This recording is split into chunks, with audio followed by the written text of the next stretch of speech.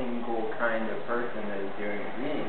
You know, zines from the right, from the left, old people, young people, you know, right. all kinds of people. So I think, yeah, congratulations. Definitely.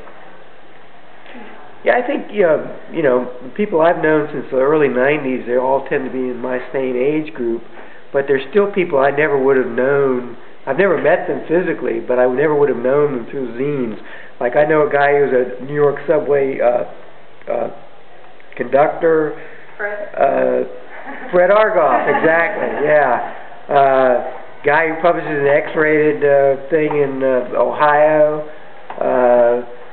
50-year-old punk in Washington, guy in Chicago, 1541 Gray Street, you know him? Roth, Larry Roth? No. He does it once every couple of years, it's very slick.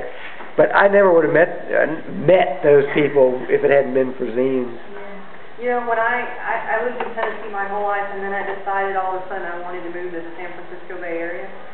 And I was able to get a really cheap apartment in Berkeley on one of the main streets because this guy that I had been friends with through zines for like 5 years had recently moved to Berkeley and his roommate was moving out.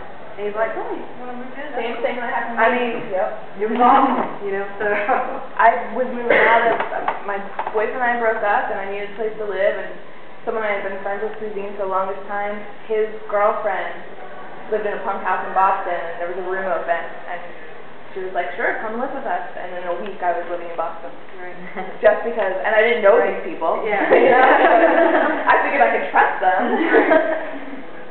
Yeah, the friendships that I've made through zine publishing have just been, you know, the longer lasting than any of my other friendships, you know. I mean, people that I grew up with or whatever, I don't talk to them anymore. But people I know through zines, man, you know, I still email them, even if they're not publishing anymore.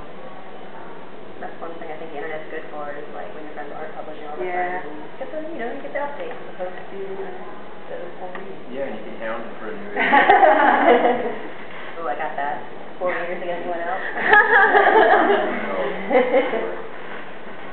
I have to excuse myself. I have to go back to the table. Oh, Yeah, it's actually afternoon. Yeah, we probably need to wrap it